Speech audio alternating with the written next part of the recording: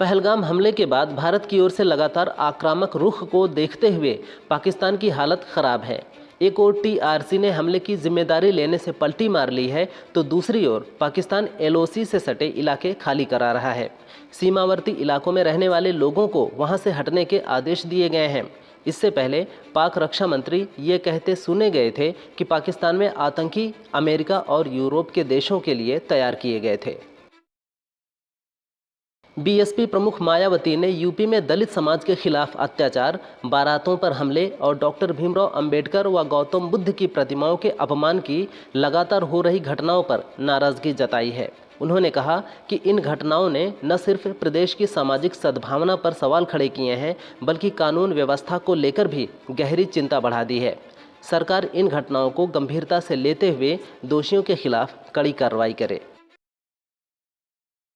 पाकिस्तान ने गलती से नियंत्रण सीमा पार करने वाले बीएसएफ जवान पूर्णम साहू को पकड़ लिया है। उसका परिवार परेशान है। पत्नी रजनी ने अपना दर्द बयां करते हुए कहा कि 7 साल का बेटा पूछ रहा है पापा को क्या हुआ, और उसे समझ में नहीं आ रहा कि क्या जवाब दे। पिता भोलेनाथ रोते हुए अधिकारियों से सवाल कर रहे हैं कि उन्हें नहीं पता कि उनका बेटा अब कैसा है, वह जिंदा है या नहीं, वह कब वापस आएगा। Pakistani TV channel social media पर भारत की युद्ध तैयारियों को लेकर आ रही खबरों को हाईलाइट करके चिंता जाहिर कर रहे हैं। ऐसे न्यूज़ वीडियो वायरल हो रहे हैं जिनमें कहा जा रहा है भारत इजरायली खुफिया एजेंसी मोसाद के 25 लोगों के साथ कश्मीर में अत्याधुनिक हथियार तकनीक पर काम कर रहा है। पाकिस्तान में भारी तबाही मचाने की योजना तैयार है। आयरन डोम सिस्टम को सक्रिय कर दिया गया है। पहलगाम आतंकी हमले के बाद भारत की तरफ से लिए गए फैसले पर पाकिस्तान बैकफुट पर आ गया है। पीएम शहबाज शरीफ ने खैबर पख्तूनख्वा में पाकिस्तान सैन्य अकादमी में सेना के कैडेटों को संबोधित करते हुए कहा, पहलगाम में हुई हालिया त्रासदी निरंतर दोषारोपण के खेल का एक और उदाहरण है, जिसे पूरी तरह से ख़त्म किया जाना चाहिए। हम एक जिम्मेदार देश के रूप में किसी भी पारदर्शी और विश्वसनीय जांच के लिए तैयार हैं। पहलगाम हमले के मद्देनज़र जम्मू कश्मीर पुलिस ने बड़ा एक्शन लिया है। अनंतनाग से 175 संदिग्धों को हिरासत में लिया गया है। इन लोगों से हमले के बारे में जानकारी ली जाएगी। हिरासत में लिए गए संदिग्धों से ये जानने की कोशिश की जाएगी कि इस हमले की योजना बनाने में स्थानीय आतंकवादियों का क्या सहयोग है। पाकिस्तानी आतंकियों को भारत आने में किसने मदद दी।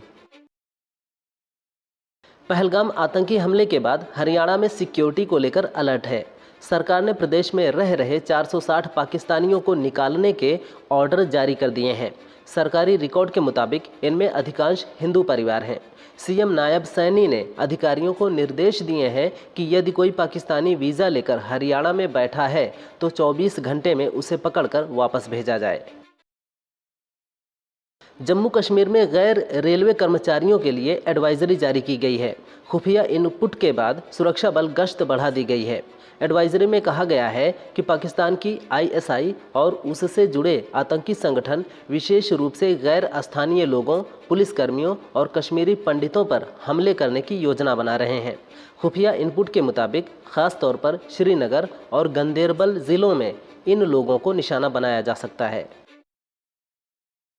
गोंडा से पूर्व भाजपा सांसद बृजभूषण सिंह ने कहा, सीएम योगी से उनकी कोई नाराज़गी नहीं है, लेकिन मैं अब उनसे मिलने नहीं जाता हूं, क्योंकि ना हमें ज़रूरत है ना उन्हें। उनसे कोई बैर नहीं है, ना कोई शपथ ली है कि कभी नहीं मिलेंगे। बृजभूषण ने आगे कहा, योगी प्रदेश के मुख्यमंत्री हैं। मेरे बेटे करण भूषण सिंह और प्रतीक भूषण सिंह उनसे मिलते रहते हैं, लेकिन मैं नहीं जाता हूँ। लखनऊ के केजीएमयू में बनी मज़ार के आसपास शनिवार को अतिक्रमण हटाने को लेकर बवाल हो गया। दुकानदारों ने पुलिस के सामने ही प्रोफेसरों और रेजिडेंट डॉक्टरों को दौड़ा कर पीटा। इसमें 2 प्रोफेसर, 1 असिस्टेंट प्रोफेसर और 1 रेजिडेंट डॉक्टर घायल हो गए हैं। पुलिस ने किसी तरह मामला शांत कराया।